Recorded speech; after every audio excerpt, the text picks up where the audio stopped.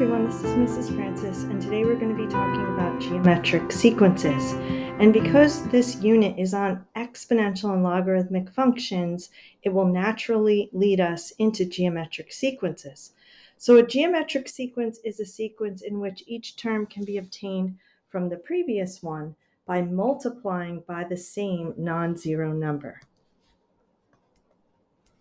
A geometric sequence is an exponential function whose domain is the set of natural numbers. Natural numbers are the counting numbers.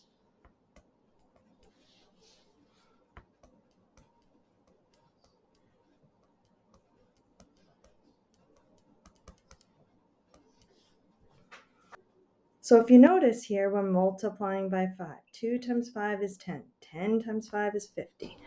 5 times 50 is 250. Right? So in this sequence, each term is being obtained by multiplying the previous term by 5. Now, the common ratio is the number that we are multiplying by. And the way we can find that is we would take any term and divide it by the term before. So 10 divided by 2 gives us 5. Or we could use 50 divided by 10, that gives us 5. Or 250 divided by 50, that gives us 5. That's how we would find what we're multiplying by, or what we call the common ratio. Another sequence we have here is 2, -10, 50, -250. And we notice that if you do -10 divided by 2, we get -5. So our common ratio is -5. So here we're talking about the general term formula. If we know that a sequence is geometric, we can use this formula to find the value of any term in the sequence. Now, if you're trying to find the third or the fourth term, it's pretty easy. But if you wanted to find like the 100th term, that's when you would come in and use what we call the general term formula. We're going to use U sub n to represent the term number. N is the number of the term you want to find. U sub 1 is going to be the value of the first term in the sequence. R is my common ratio. Okay, so the power of R is going to be 1 less than the term number. And here's the formula. This goes with the formula booklet for the course. We will always give you the formula. So we're on the second page. Let's go ahead and practice that. The first part of number 1, we have a sequence, and it says show that it is geometric. If I want to show that a sequence is geometric, again, I take each term and divide it by the term before it, and I should get the same value. So if I take 1/2 divided by 1, I get 1/2. If I do 1 divided by 2, I get 1/2. If I do 2 divided by 4, I get 1/2.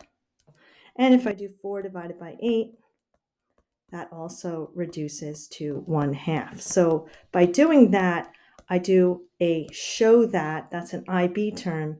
I'm showing that the sequence is geometric. Part B says find the general term formula. So I'm going to use this formula that we just showed you. And we're going to write that formula down. And what I'm going to replace in this formula, I'm going to replace the value of the first term, and I'm going to replace R, and I'm not going to touch anything else in the formula. So I have U sub n, the value of the first term, U sub 1, is 8. And we've already identified that R is equal to 1/2.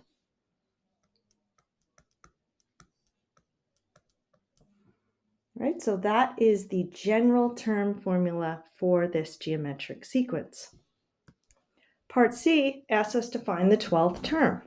So I'm going to go ahead and I'm going to fill in 12 wherever I have n in the formula. So I have 12 because I have n here and I have n here.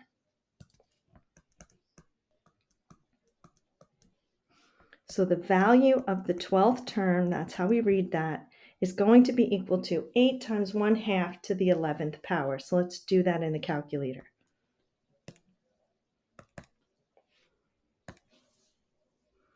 All right, I get a decimal, not so nice to look at. I'm going to see if it converts to a nicer fraction. I go to math, I go to frac, And that I think is a little bit easier to look at. We have 1 over 256. All right, that part's taken care of. Now, when we say a geometric series, when we're talking about a geometric series, that is the expression for the sum of the terms of the geometric sequence. And here's the notation shown below. We use S sub n to talk about the sum of the geometric series. Now, there is a formula that goes with the sum of a finite geometric series. In a little bit, we'll talk about an infinite geometric series. This is the formula. Of course, you will be given this formula. You're going to be using the value of the first term. You're going to be using the common ratio, and you're going to be using the number of terms in the series. So if it's finite, it has a certain number of terms. It might have 4 terms or 10 terms or 300 terms. You'll have a final term number. So let's practice that. It says identify a sub 1, r, and n, and then evaluate. Evaluate is a special word that means find the sum. So the value of the first term is very easy. It's just the value of the first term. So we literally just write a sub 1 equals 3. We're going to find r. We could take any term we want, and divide it by the term before. So easiest would be take 6 and divide it by 3. So 6 divided by 3, and that gives me 2. And lastly, I'm going to find the number of terms, so I just have to count 1, 2, 3, 4, 5, 6. There's 6 terms in my series, and I'm going to now evaluate. So I'm just going to rewrite this formula here, the one that's right above. So I want to find the sum of the 6 terms because I know n is 6. And I have everything noted here in case you get confused. Everything is right here. So wherever you see n, you're replacing it with 6. Wherever you see r, you're replacing it with 2. And if you have u sub 1 in the formula, we have it right here. We call it a sub 1. Sometimes we call it u sub 1. They mean the same thing. A sub 1 and u sub 1 are interchangeable for meaning the value of the first term. So our value of our first term is 3. We have 2 to the 6th power and 1 minus 2. So we're going to go ahead and put that in our calculator. Now, a handy button to use when you have a complicated fraction like that, if you do alpha y equals, you'll get this fraction here. So you can just hit enter, and it just makes it a little bit easier to enter. So we have 3. We have 1 minus 2 to the 6th over 1 minus 2. Or you could just put negative 1. All right, and we get 189. All right, so we found those for the first one. And what I'd like to do is pause the video right here and see if you can try number 3 and come back when you're ready. All right, so the value of the first term is negative 45. R is going to be 135 divided by negative 45. That becomes negative 3, so r is negative 3.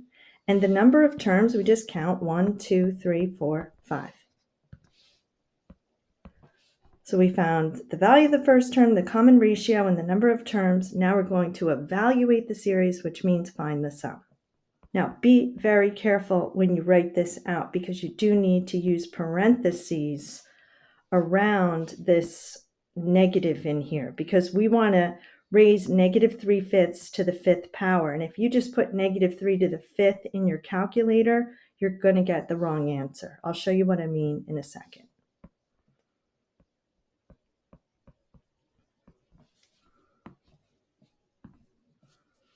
So we're going to go to alpha y equals. We're going to enter negative 45. Make sure you use the negative button, not the subtraction button. And right here is where it's critical. We're going to put the parenthesis. All right, we're going to raise that to the 5th power.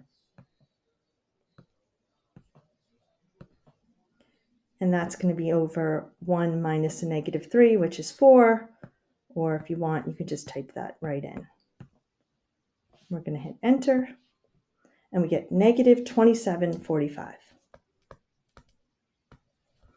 All right, moving on to page 3.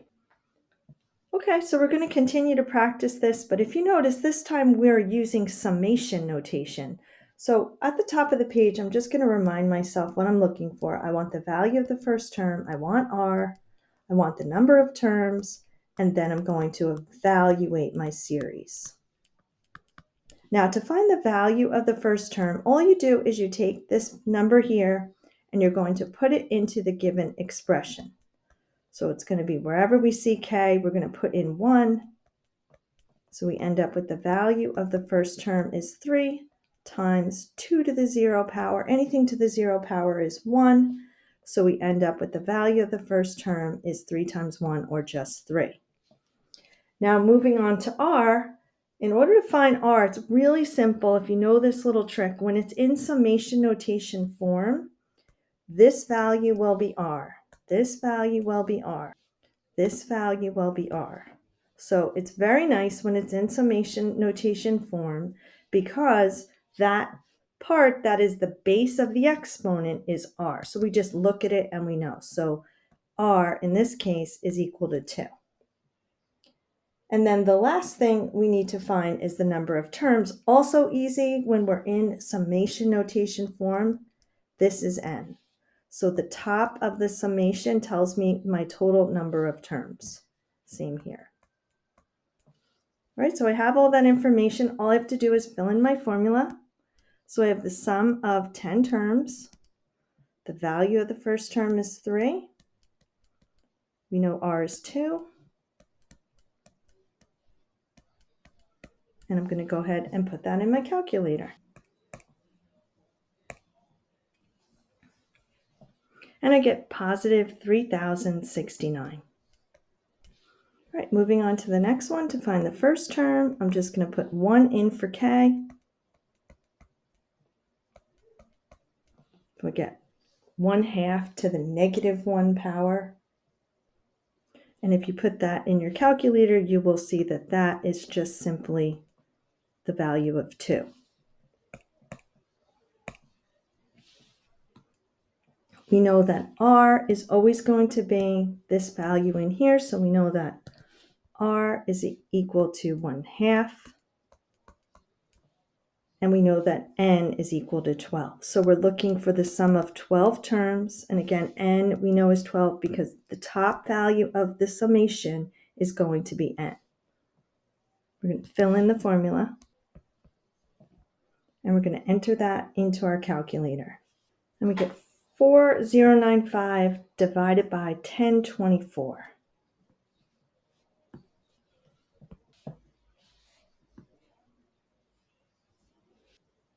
All right, the last one, I would say pause, try it on your own, and come back when you're ready.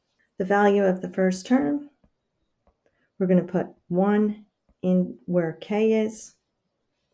So the value of the first term is negative 12. We look at the equation and we know that this is r. And we know that the top of the summation is going to give me n, which is 25. Fill in the formula.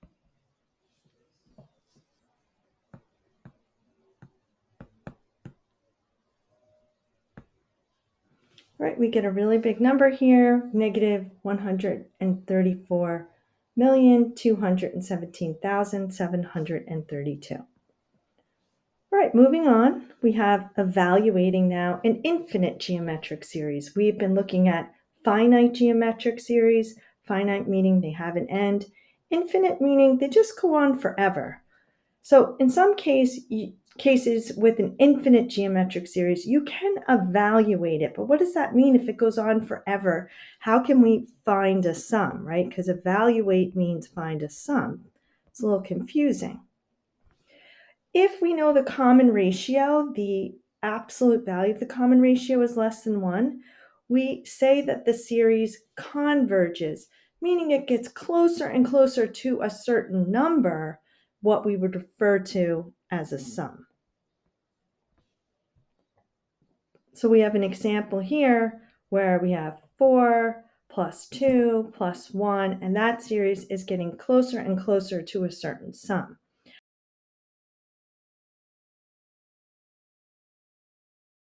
As opposed to if we have a value, absolute value of r, which is greater than or equal to 1, we say the series diverges. It doesn't have a limit. There's no limit. So if we look at this one, we're doing 1 plus 2 plus 4 plus 8. That's just getting closer and closer to infinity. It's just getting bigger and bigger and bigger and bigger. And that's when we say we have a series that diverges. We're approaching infinity, but we know that infinity is not a number, it's a concept. So that means that we have no limit.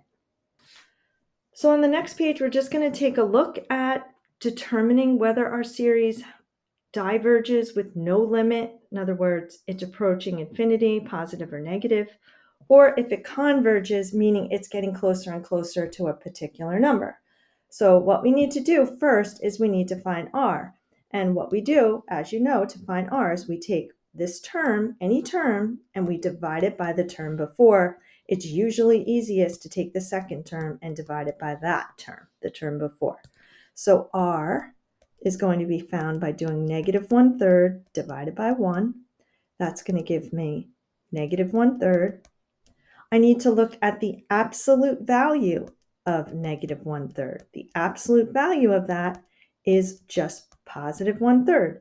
So is that less than 1 or is that greater than or equal to 1? Well, 1/3 is less than 1. Since it's less than 1, we know that the series converges and has a sum. Right? Let's take a look at the next one. We have r. We're going to take 1/5 divided by 1. Gives me 1/5. The absolute value of 1/5 is just 1/5. 1/5 is also less than 1. So we know this series converges. All right, why don't you try the next two when you're ready and see if you can solve them. Come back when you feel like you have the right answers. In this case, r is equal to 8 divided by 4. R is equal to 2. The absolute value of 2, of course, is just 2. 2 is greater than or equal to 1, so this series diverges. And if you kind of examine it, you notice that it's getting bigger and bigger and bigger. It's going to be approaching infinity, which is just a concept, not a number. All right, so this one was a little bit more of a challenge. In order to find r, we had to find the values of the first two terms, and then we could use that information to find r. So the value of the first term, we just put 1 in there. The value of the first term is going to be 5. And to find the value of the second term, you just put 2 in there. In this case, we get 10. So now we can find r, because our series goes 5, 10, ... We know that r is going to be 10 divided by 5, which is equal to 2. The absolute value of 2 is equal to 2. That's greater than or equal to 1. So this one also diverges. Okay, last page, and I think probably the easiest formula of all.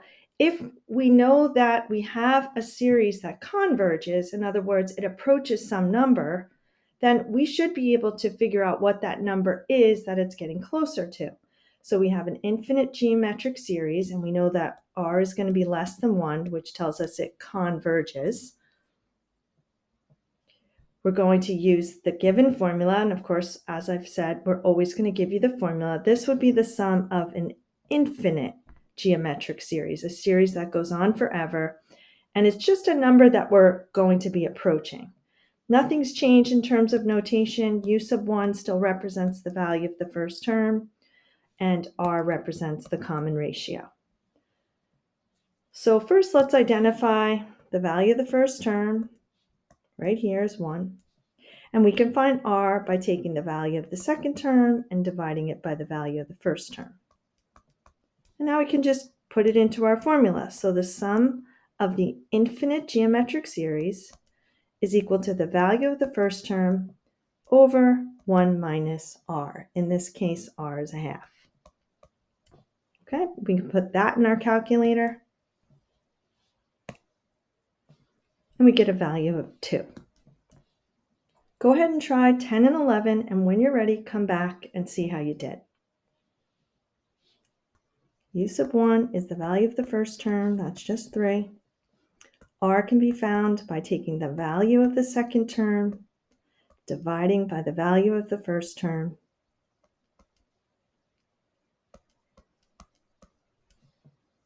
And we go ahead and fill in the information into our formula, the value of the first term, which is 3, over 1 minus r, and just be careful to use parentheses when you put this in your calculator. We get a value of 2. All right, last one, we're going to find the value of the first term and the second term, and then we can find the value of r. So the first term, we put 1 in for k. For the second term, we put 2 in for k.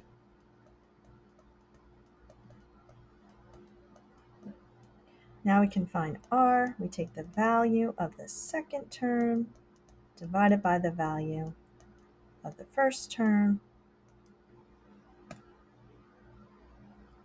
and we get 0.25, or 1/4. So the sum of this infinite geometric series, we're going to take our value of our first term, which is 3/4, and in the denominator we have 1 minus r. Put that in the calculator, and we get a value of 1. All right, that's it for this lesson, everybody. I hope you enjoyed it. Have a great day.